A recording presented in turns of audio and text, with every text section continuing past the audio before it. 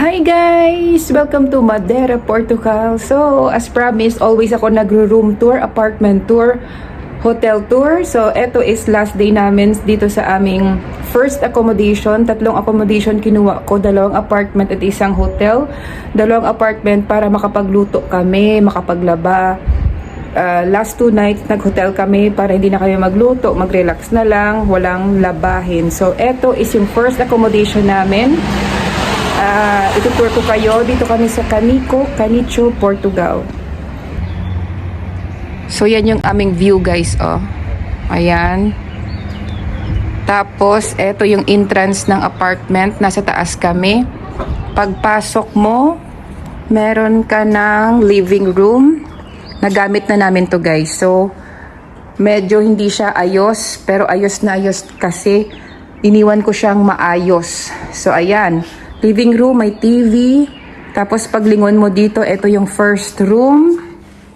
Ayan, maganda yung bed niya, guys. Maganda yung kumot, maganda yung unan.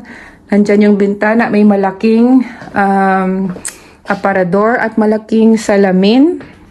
May 2 kayong night lamp dito at night, ang tawag dyan, maliit na drawers. Tapos, ito guys is sofa bed. Pwedeng 2 tao dito. Tapos, ito yung kanyang dining table. Kusina na super complete. Pero punta muna tayo dito sa second room. Ayan, the same din siya. 1 double bed. 1 aparador. Tapos, dito naman is yung ating banyo, hot and cold shower. Meron siyang, tawag dito, hair dryer. Ayan. Panyo. Pero wala siyang bidet, guys. So, tapos dito yung ating kusina.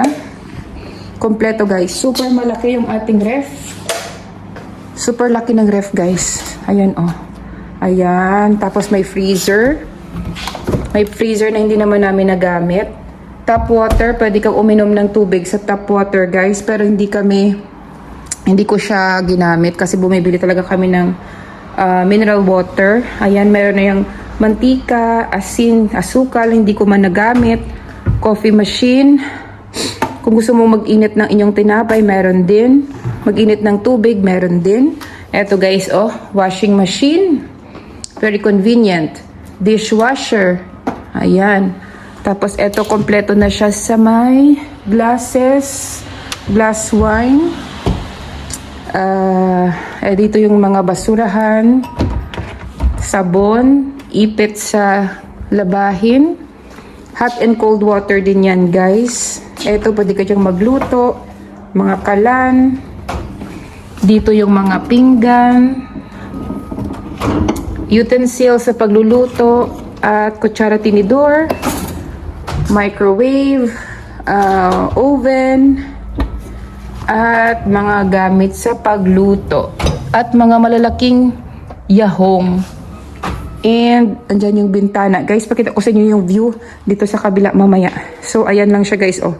So, very, very convenient. So, tara, lipat tayo sa my view. Beach view ito, guys. Yan, oh. Puro kasagingan. Yan, dyan siya, oh. Saging. Puro saging. Tapos nandoon yung beach, guys. Oh, yan. Kita yung beach dyan. Tapos ayan, doon din. Beach yan siya. At dito yung sa may-ari. Yung may bahay ng may-ari is sa baba. Tapos ito naman is yung garden ng may-ari. Saging, papaya, mga vegetables. Tapos yan yung apartment, guys. Oh, eto. Oh, dito kami sa isang block na to. Sa kabila is separate din yan. Dyan siya. Tapos very, very safe dito, guys. Kasi may mga camera. Tapos hindi maingay pag gabi. Ayan. Kahit nasa tabi kami ng daan, hindi siya maingay. So, ayun lang, guys. So, kung nag-enjoy kayo sa ating apartment tour, abangan ninyo yung second accommodation natin dito sa Madeira, Portugal. 4 p.m. pa kami mag-check-in. So, ngayon is 11 p.m. Gagala muna kami. Tapos, pupunta kami sa Ponta da Sol sa aming second apartment accommodation. Don't forget to subscribe. Bye!